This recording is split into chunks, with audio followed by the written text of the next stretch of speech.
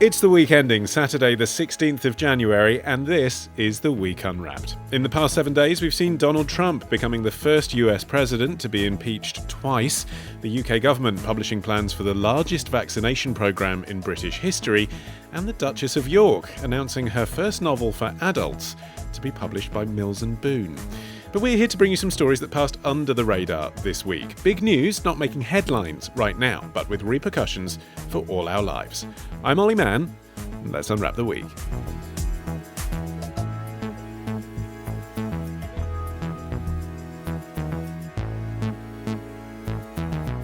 And joining me today from the week's digital team, we have Joe Evans, the boss man, Holden, Frith, and freelance journalist Suchandrika Chakrabarti. And Suchandrika, you're up first this week. What do you think this week should be remembered for? The most famous avenue in Paris is going green. The head of a business and residents committee says the situation's urgent. He's launched a project to renovate the famous avenue. Plans include more green spaces and walkways. The road around the Arc de Triomphe could be transformed into a garden, beach or ice rink. The avenue has lost its soul and its identity. The Champs-Élysées is supposed to be a place for walking. If Parisians don't come here anymore, it's not because it's not luxurious enough or too luxurious. It's because it's noisy, unpleasant and polluted. One of the main problems with the Champs-Élysées is the traffic. It's nearly always noisy and busy. 64,000 vehicles pass up this avenue each day. Natasha Butler reporting for Al Jazeera in 2019 on plans to revitalise the Champs-Élysées in Paris. So Chandrika, what are those plans and what's the story? Have they now been approved? Yes, so this is the news that the mayor of Paris, Anne Hidalgo, has said yes to a £225 million scheme that will transform the most famous avenue in Paris, the Champs-Élysées, into an extraordinary garden, as she puts it. So this road runs through the centre of Paris, from Place de la Concorde to the iconic Arc de Triomphe, and the plans include reducing the space of vehicles by half, turning the roads into pedestrian zones, and creating tunnels of trees to improve air quality. Okay, so obviously a big story in France, and I guess a big story in a way for Britain as well. Lots of British tourists go to Paris in normal times. It's not really a big story internationally, though, is it? I mean, you know, city has a bit of redevelopment. Why is it so significant? Well, so what we're looking at with Paris, and I'll get into why it's a kind of global story as well. With Paris on the Champs-Élysées, you have an average of 3,000 vehicles every hour before the pandemic put a standstill to tourism and people going through the city. And that made it more polluted than the périphérique ring road that goes around Paris. So you've got the centre of Paris, you know, really bad air quality, really bad for the environment. Can we take this opportunity with the pause of tourism and everything else going on to change that? And so with Anne Hidalgo, the environment's always been really like top of her priority list. And for instance, since she took office in 2014, she's added over 50 kilometres of cycle paths to Paris, even just since the pandemic. But why it's important for the rest of the world is her idea of the 15-minute city. So shall I just explain what that is? Please. It's where a person or a family can have their daily needs met within a 15-minute walk, bike ride or use of public transport from their home. So other cities are looking at taking this up as a blueprint after COVID is one day over. They include Madrid, Milan and Ottawa and Seattle, in fact. They want to take the 15-minute city approach. And interestingly, Melbourne wants to go for a 20-minute approach. Don't know why the extra 5 minutes, they feel like they need it. Well, I wonder if the answer to that, Joe, might be sprawl. I mean, I don't know that much about all the cities that Suchandrika mentioned, but they seem to me to be cities that, like Paris, are relatively compact compared to, for example, London, which sprawls and sprawls and sprawls. I mean, you can get everywhere within a 15-minute drive or a 15-minute tube ride, but, a 15-minute walk of your house when people living in Greater London are 25 miles away from the centre is a bit ambitious, isn't it? Yeah, it is. But I think that this does raise questions even for cities like London, which you say kind of sprawl and sprawl and sprawl out into zone 4, 5 and onwards. Because I think what the pandemic has done and what has kind of been noted by this Paris development is that it's made us have to rethink what cities are for. You know, traditionally the centre of a city would be the sort of central business district and people would commute into work and that was how the centre of a city would be developed around, chain food stands and office blocks and that kind of thing. What the pandemic has done is created sort of donut cities where the city centres are kind of empty and the suburbs are flourishing because people are working from home, they're spending money in their local area and not travelling into the city centre and spending their money there. So I think that this does kind of create interesting questions about, well, what do we now use that big empty space for? Do we turn it into residential areas, which have been kind of mooted. In the UK, we've loosened our planning regulation to allow shops to be turned into residential units more easily, and the same has happened in places like South Korea and Singapore. Or do we take the approach, as is happening in Paris, that we turn these places into, leisure centres rather than centres of work? And as somebody that lives in a city purely because of work and having to, and would much rather spend my time in a sort of log cabin in the middle of nowhere, having the cities become greener sounds like a fantastic way to adapt these big empty holes that we currently have in the middle of our biggest cities. But Holden, there is a purpose to the Champs-Élysées. No one's wandering around thinking, well, what's this for? Got 100,000 pedestrians a day pre-pandemic traipsing around there, most of them tourists or people who are there to serve the tourists. I wonder if some of this is just actually kind of almost sort of snobbery, really, about the kind of theme park attractions that tourists like to go to. I suppose the London equivalent would be Oxford Circus or whatever, that the locals don't. But there's a function for that in cities, isn't there? It's important. It's part of the economy. It is, but I think actually part of the impetus behind this is a feeling that the Champs-Élysées isn't really serving any audience. It's a 10-lane highway masquerading as the most beautiful avenue in Europe, but it really hasn't been able to fulfill that promise for quite a long time now. And as you say, it is overwhelmingly tourists who use it. Parisians tend to steer well clear, and Oxford Street may be a similar example in London. But it, having devoted its whole purpose to getting traffic from one end of this long stretch of beautiful shops and buildings to the other, it ends up being a huge disappointment for a lot of the tourists who go there, and locals don't. So trying to turn it into a more desirable place to visit, I think is an excellent idea, and if it has an environmental benefit alongside it, then that's just more to recommend it. But, Suchandrika, that's not going to necessarily satisfy all the people that the Mayor of Paris is trying to appeal to with this, because actually if you make it more popular, if you make it even more of a tourist destination, it's not as if suddenly Pret-a-Manger are going to say, oh, we're going to take all our shops away. Well, it depends on what tourism looks like after the pandemic, doesn't it? It's hard to know, because every time we take sort of 3 steps forward with vaccination, you have the news like we did today that there was a COVID death in China, and it's the first one in 8 months. So it's really hard to know when we're going to have that moment in time when it's like, the green light's there, go off and travel the world. So with that in mind, we're probably not going to get back to those numbers of 100,000 people walking up and down the Champs-Élysées looking for the French version of M&M World. For how long, though? I mean, surely we are one day going to get back to those numbers. I mean, maybe what you're saying is not in 2021, but in 2022 or 2023. Surely. And this is forward planning for one of Europe's great cities. Yeah, and, they're not going to be the only city who's doing this. So then it depends what people want from their travels, basically, doesn't it? And it looks like a lot of other places are trying to build more green spaces in the centre of cities. And maybe it will be a change in how cities work, and we'll grow used to that kind of thing. So, for instance, Manchester are building their first park in 100 years, which is incredible to me. They've got this kind of construction space behind the Piccadilly station, and they're building this park which should be open within 2 years, and it will be right in the centre, a green space for people to go and relax and maybe have their work lunches there. And so other cities are looking to create these green spaces in this kind of emptying centres. Well, OK, we all want city centres to be more pleasant. I understand that. But I'm just pushing on this point about the bottom line, Joe, because that's how cities function, isn't it? If it means less traffic, that might mean fewer businesses. It might mean a smaller pool of employees. It might mean more complicated logistics for deliveries, for dining. So that could really hit a country's bottom line, couldn't it? So you do have to plan these things carefully. Yeah, quite right. But it should be said that we should probably take account of what is on the Champs-Élysées at this point as well. It's kind of known for very high-end designer clothing stores, high-end car sales rooms, very expensive cafes. Commercial rents are very, very high there. And most Parisians, as Holden said earlier, only really go there for the annual Bastille Day parade, which is kind of a big event that Parisians might be willing to put up with being on the Champs-Élysées for a short period of time to engage with. But I appreciate your point completely that this may well hit the bottom line for Paris, and that, yes, tourists will return and tourists will want to be able to troop up and down the Champs-Élysées, causing, traffic, even if it's foot traffic again. But having said that, given that the Champs-Élysées at the moment is such an incredibly unattractive place for Parisians to use, and as Holden mentioned earlier, a very kind of disappointing place for lots of tourists that end up trooping over there to see what is essentially a very, very big motorway running through the middle of Paris, beautifying that I don't think is a bad thing. And actually, I think that beautifying it outside of tourist seasons, when there's maybe less people trooping around, it might make it more attractive to Parisians. I think in the last sort of 12 months, people that live in cities, especially big built-up, dense cities like Paris, have come to appreciate green space a lot more, as have Londoners.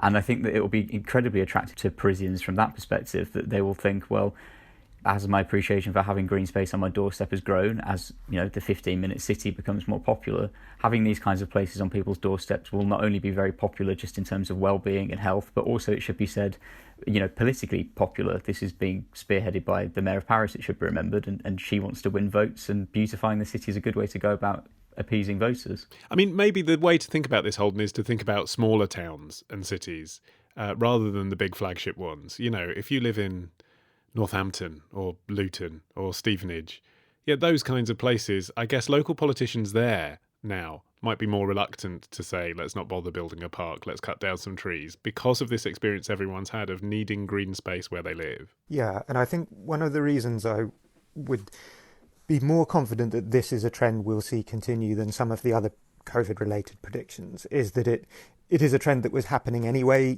Suchandrika given some of the examples in various places around the country, but even in London, the street outside our office was supposed to be being turned into a park. I think originally last year. It's now been put on hold because of COVID, but it is still going to happen.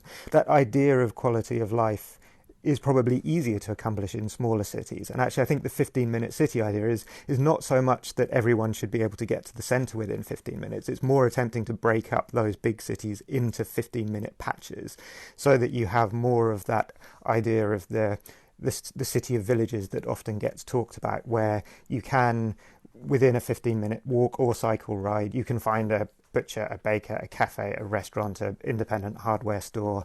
You can exist within that zone.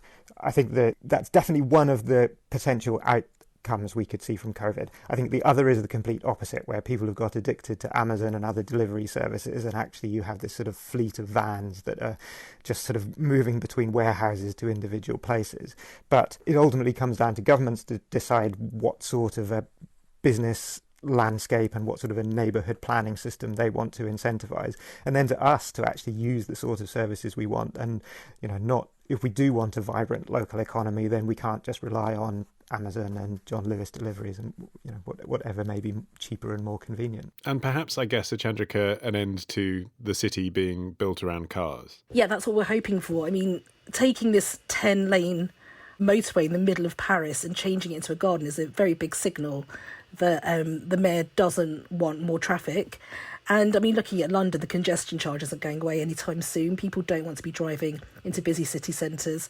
If anything, we want to be leaving cars behind and getting around on our own steam. Like, more people been taking up roller skating in the pandemic than ever before, partly like for the exercise and the joy of it. And I think that's how we're going to look at moving around cities now, is like, can the journey be joyful as well? Can I avoid being on the tube packed in under someone's armpit?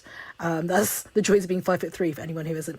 And can we enjoy our cities more, and not just in terms of the destination, because a lot of those destinations are shutting or they're going to be different in the future, but also in terms of the journey there. Okay. I should say, by the way, it's not that pleasant to have someone under your armpit either, just to speak on behalf of all those who are 6'2.5". Holden, I'm coming to you next after this.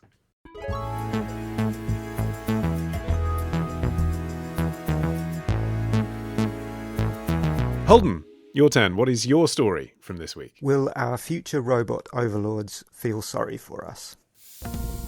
As a human, you understand that the robots shown here may have a different view of the world than yourself and may make different decisions than you do. Such understanding, known as theory of mind, mostly observed in primates, is the key to complex social behaviors such as cooperation, competition, and deception. Here, we hypothesize that theory of mind may have a visual precursor, which we call a visual theory of behavior. Visual theory of behavior allows us to visually foresee the outcome of the actor's behavior in our mind's eye without any explicit symbolic reasoning. There's something soothing somehow about playing around with robots still whilst the world falls apart around us.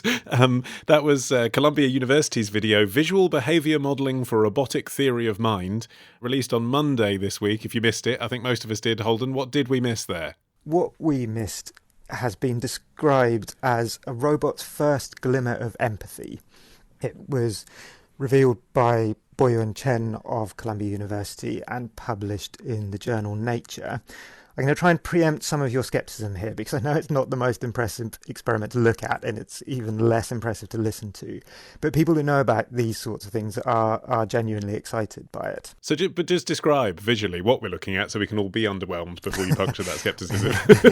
Well, what we were looking at was a small robot, sort of the size of a coffee cup, really, on wheels, and it was attempting to negotiate its way towards green circles which represented food, and there were red squares which represented obstacles. And this was being watched by a second robot. And the observer robot was trying to learn what the actor robot was attempting to do and then predict its behaviour from those principles. And apparently it took 2 hours for the observer robot to absorb and understand enough of what the actor robot was going to decide to be able to correctly anticipate those decisions. And I was watching the video from the perspective of the observer robot, and it literally took me half a second. You're like, well, there's an obstacle there, go round it. So this is obviously, I mean, I'm sure you're about to say it's really impressive that a robot can learn these things, but humans are obviously so much better at it. I mean, it's kind of, we blow them out of the park. Yes, but we have the benefit of hundreds of thousands of years of human evolution and millions of years of primate evolution before that. And some of us. We don't always show it.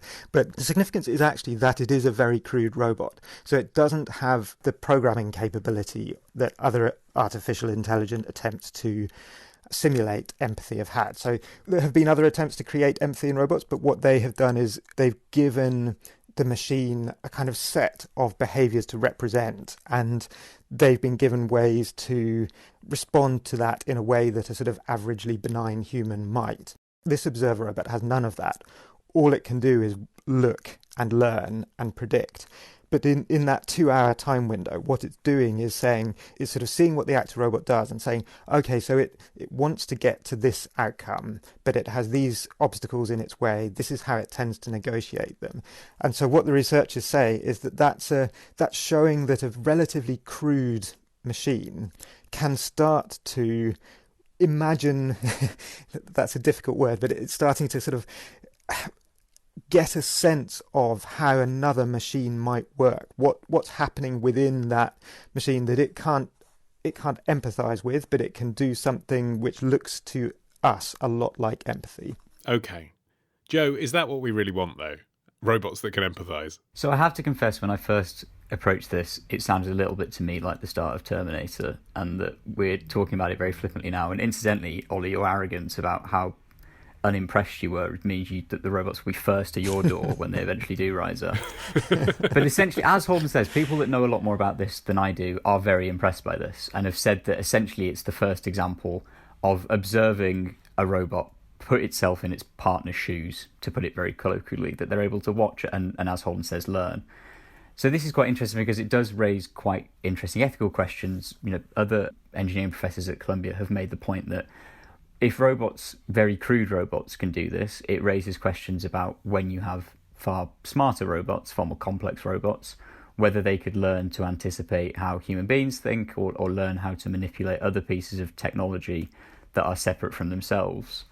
And if that sounds, slightly far-fetched and slightly too much like the start of Terminator, it's not that mad, really. A Google-owned AI research lab called DeepMind have already released papers exploring, the best ways, for example, to stop self-learning machines from shutting themselves down, or pressing the big red button that switches off other bits of technology in your house.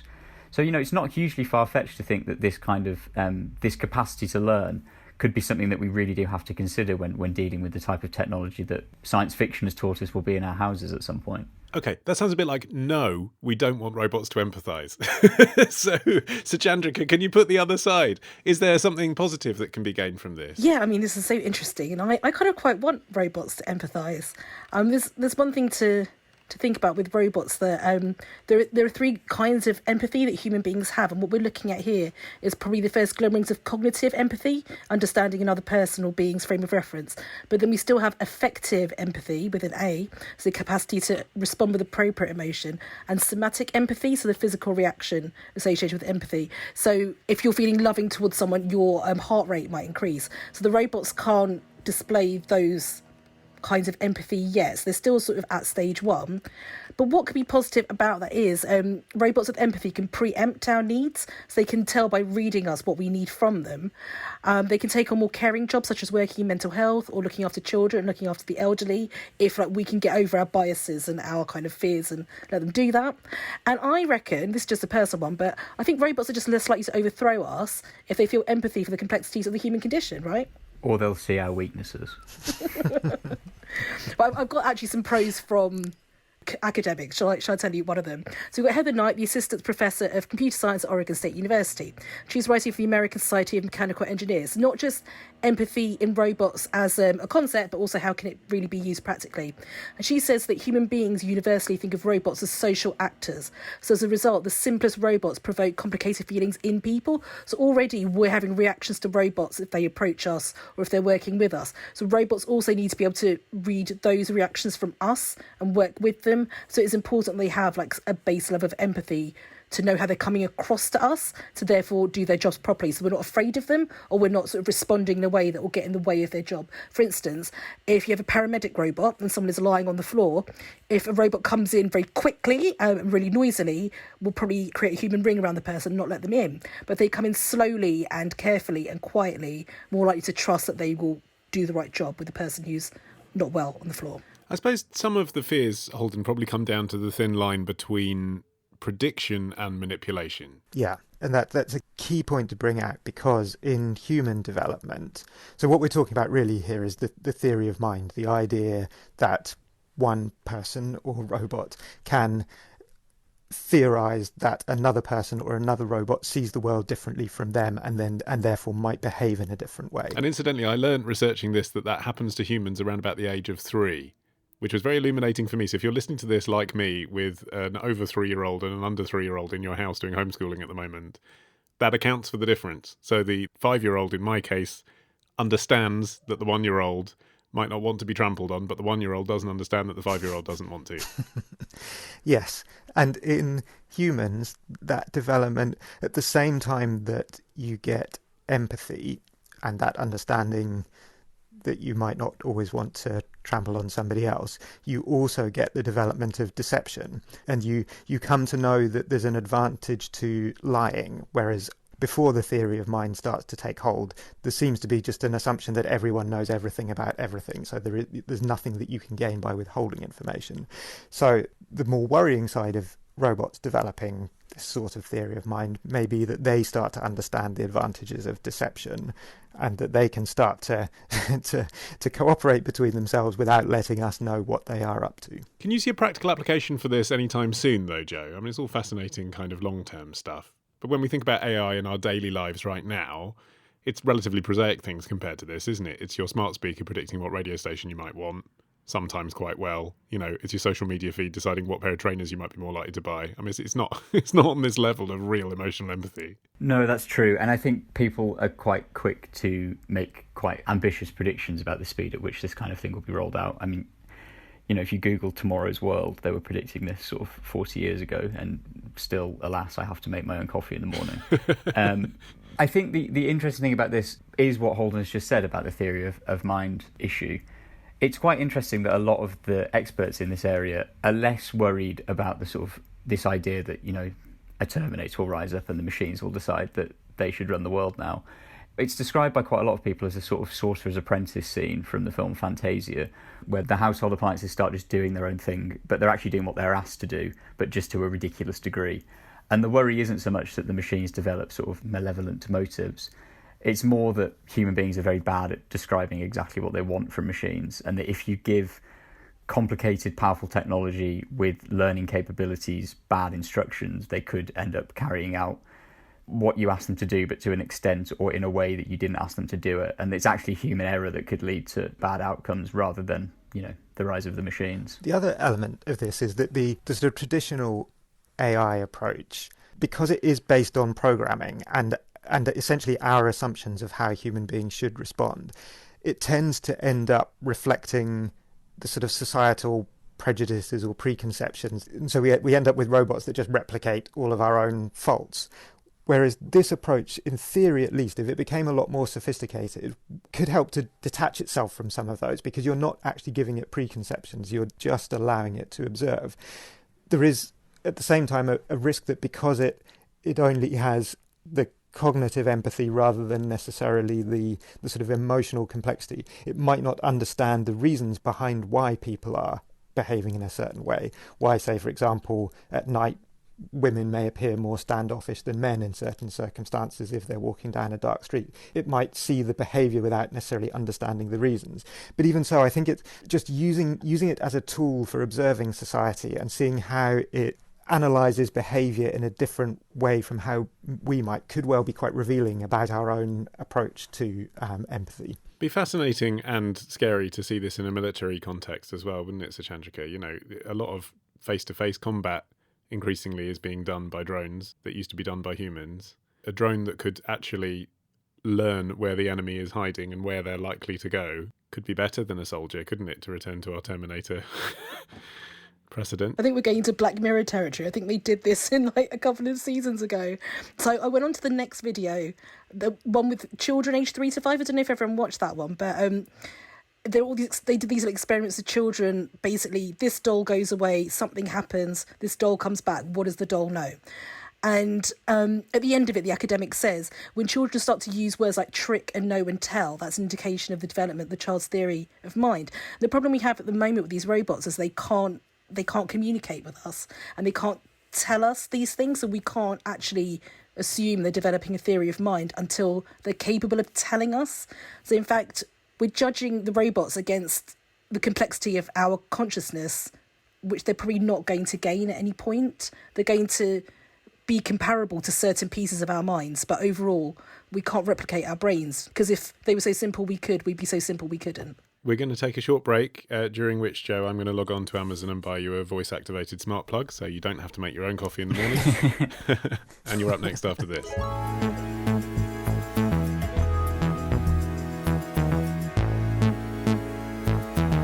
Okay, Joe, you're finishing the show. What do you think this week should be remembered for? European disunion over vaccine jab. Some 400,000 people have been given the injection against COVID-19 in Germany, but the vaccination centres are working in slow motion. People blame a shortage of doses and wonder why German Chancellor Angela Merkel adopted a European solution instead of personally taking care of buying the vaccine. At the beginning, Germany and France wanted to work hand in hand to get as many doses as possible. Then the Chancellor changed tack and let Europe do the work. It was a big mistake. There are questions, too, about how the vaccine was shared between regions. But that's nothing really to worry about, says this epidemiologist. Willie Marler reporting for France 24 last week. Joe, what are you doing bringing me a coronavirus vaccine story? I mean, this is surely the biggest story in the world right now. What possible angle do you think has been underreported? So what I think has been underreported is a double-pronged scandal, really, on the continent in relation to vaccine rollouts, and one that has been largely reported in languages that the vast majority of the UK doesn't speak, which is why I thought I'd bring it to you today. Yeah, I should say, for the benefit of listeners who will be impressed by this, Joe's article of research was Der Spiegel, which he translated himself. Yes. So I'm taking your word for it that it says these things. But go so here's the story I've made up that Spiegel have reported. So the European Union has this week been hit by a sort of double-pronged scandal, really, in relation to the vaccines. The first is that gentleman there has just said that Germany should not have allowed the European Union to negotiate its supply of vaccines because the European Union has taken a very long time to negotiate deals on vaccines and also regulate approval for vaccines. But we now know that actually the German government didn't completely allow the European Union to negotiate its vaccine deals and actually struck a deal to secure 30 million doses of the Pfizer vaccine, separate from the EU deal to negotiate as a bloc. Berlin basically decided to go and order further Pfizer vaccines after failing to convince the EU that it needed more vaccines than it was going to order. This thing got a whole lot worse when Spiegel published a fairly explosive look at the EU's bloc-wide deal this week, in which it seems as if bigger member states essentially are benefiting over smaller countries. So France and Germany, over who? France and Germany over countries like Poland, Belgium, the Czech Republic have also been very angry about the Spiegel revelations. In theory, the bloc has got 2.3 billion doses of 6 vaccines that are meant to be spread evenly across each country's population. But the Spiegel revelation essentially is that Germany is going to get 60% more doses of the Moderna vaccine than any other country. Germany and France are going to get a disproportionate share of their Pfizer vaccines. So, well, disproportionate according to per head of population, but not disproportionate according to wealth, right? I mean, that's really what's happening, isn't it? So this is the issue. Brussels has said it's going to launch an investigation into all EU governments' compliance with the centralised scheme for buying vaccines.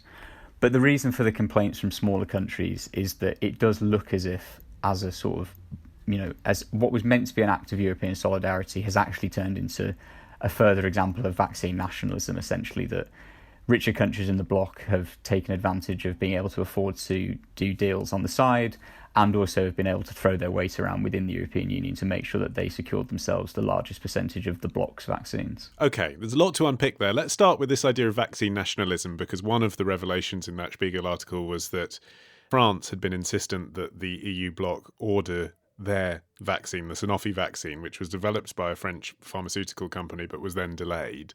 It would be easy to be smug about this, Suchandrika, bearing in mind that here in Britain we're vaccinating at a great speed now, second only to Israel this week. But it's arguably a bit of vaccine nationalism going on here as well. It just so happens that the Oxford AstraZeneca one worked. If it hadn't, we'd be in exactly the same position, wouldn't we? Because we wanted to support a British effort to research a vaccine. Yep, so on the subject of vaccine nationalism, I actually had a look at a different part of the world. So moving out of the EU, I looked at the Middle East because they have some of the countries that are doing the best in terms of the vaccine rollout. So Israel is doing the best in terms of the vaccine rollout, followed by the United Arab Emirates and then Bahrain. And so why are they doing so well? So firstly, it's because they are much smaller countries. In the UK, we've got 66 million people and they have between 1.5 and 10 million people. So it's a much easier job in that sense. And secondly, after the UK, which was the first country in the world to approve the jab, the second and third were Bahrain and Israel, and then they moved very quickly towards starting their vaccine rollout. But the biggest one of all, I think it comes down to money. So according to the health ministry official Yaron Niv, each dose of the vaccine costs Israel $62, whereas the European Union agreed to pay €15.50 per dose for the Pfizer-BioNTech shot. So it could be down to who paid the most quickly. And what about Brexit in all of this then, Joe? Has it played any role? Would it have been different if we were still part of the EU? Would we have done what Germany did and say we'll take the EU's choices, in which case we may not have ordered any of the Pfizer-BioNTech vaccine? I mean, they did in the end. That's what we heard those Germans getting injected with, but they very nearly didn't. Then we really would be in trouble. Yeah, bringing you the underreported stories, Brexit and coronavirus this week. It's the underreported Venn diagram that we're interested in. Yeah, that is absolutely right. The Brexit element of this in relation to Britain, I think, is very, very interesting, and I think is actually sort of where the implication lies in this story. Partly because nothing in law allowed Britain to greenlight the vaccines any quicker than the EU could have done, which was obviously a huge dispute at the time when certain ministers started attributing the fast rollout to Brexit. However, on the other side of things, not being a member of the European Union and the fact that we were leaving the European Union did make it easier for Britain to opt out of the EU-wide procurement scheme. That made it a politically easier decision. So there's something, for Remainers and Brexiteers to get their teeth into there. And arguably because of Brexit, it made it politically harder for Germany to opt out of it, didn't it? I mean, they needed to be the textbook case, yeah. Of course, and as one of the most, as one of the leading lights in the European Union, they couldn't be seen to be opting out of that. So I think that the necessity on both sides of the Brexit debate in the UK to either discredit or completely hype up Brexit's involvement in the fast vaccine rollout sort of kind of speaks to an insecurity on both sides, really. One side has to have Brexit work and the other side can't allow it to succeed in any way, shape or form, which I think speaks to a certain moment in the British national psyche. In terms of what it means for Britain looking past Brexit, it does kind of speak to the kind of country we're going to have to become if we're going to take advantage of Brexit. In this example, the UK was able to act nimbly and back to the right horse in terms of which vaccines it bought, while the European Union was sort of left lumbering behind us. And in that sense, there is ramifications for what Britain needs to do post-Brexit in order to take advantage of it. Likewise, for the European Union, I think the criticisms of the European Union's procurement scheme kind of speak to wider issues that critics have had with the bloc for a long time, in that it's, said to be bloated and slow-moving and favour its biggest members. And in truth, that has sort of played out through the vaccine procurement system. In all reality, I think that the EU will probably sort of lumber along with those issues and won't kind of collapse based upon them. But I think that this does kind of illuminate two issues, one on our side of the channel and one on the continental side of the channel, both of which do have huge implications for our lives, way, way beyond sort of vaccine rollouts. And might strengthen Euroscepticism, perhaps, Holden, in those smaller countries, in the Czech Republic, in Belgium, that might feel cheated by this. Yeah, I think there's echoes here of another underreported story, the financial crisis of 2009, where there was, again, there you had the sort of a lot of talk about pan-European solidarity, but then austerity measures which were imposed on Greece and Italy. And certainly to Greeks and Italians, they felt that they were there to benefit Germans and other northern European countries, but particularly Germany's manufacturing industry. And here again, it does seem that the countries which have the power anyway, those which are more wealthy, are benefiting more. But it does seem to go a little bit beyond even that, because, Belgium is not a poor country. Belgium's had one of the worst experiences of coronavirus, and yet it sits right at the bottom of the vaccination table. I think it's sort of 0.07% of its population it's vaccinated so far, compared with something like 4.5% in the UK. And that there may well be issues with the Belgian government there, but there is also, it seems, an under-delivery of vaccines to that country. But I think this all gets to another issue in this whole debate, is that the gap between national governments and the EU is a space into which blame tends to flow. And sometimes it will be justified, and sometimes it's just a convenient way for national politicians to deflect blame upwards. And I think it's probably not a coincidence that we're now in an election year in both France and Germany. So for the German government, this may not actually be a particularly problematic scandal to have, in that if you were facing your electorate, you would much rather be accused of trying to over-order vaccines than you would be accused of not ordering enough. That's interesting, yeah. And finally, Suchandrika, I guess it does show that the narrative on coronavirus is still being written.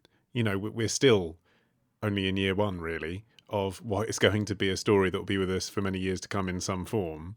And different countries have had different reputations at different times, haven't they? Sweden was the one to watch, then it wasn't, then it was Australia, then it wasn't. And if you look at Britain and Israel, those are countries that appear to be doing well in terms of vaccination now, are the very countries that people were criticising before because of our high death rate. Israel was one of the first countries to go into a second lockdown. So there's still time to kind of establish a reputation on this, isn't there? No one really knows who the winners are. No, it's just this weird unfolding situation where we're always looking at each other going, how well are they doing? How well are they doing? Do they spend their money well? Do they spend their time well? What's that third or fourth lockdown going to do? We don't know what's happening. I really don't want to use the word unprecedented, but I did. And in these sorts of times, we just have to look to each other and see who's doing the best in one area and see if we can replicate that. And it seems like that's going to be going on for quite a while now. Well, that is your dose of the week's slightly underreported news for now. Many thanks to Joe, Suchandrika and Holden for injecting us with their wisdom today. Remember, you can subscribe to this show for free. Just search for The Week Unwrapped wherever you get your podcasts. No NHS number required, no priority groups. I've been Olly Mann. Our music is by Tom Morby, the producers Sophie King and Matt Hill at Rethink Audio. And until we meet again to unwrap next week, bye-bye.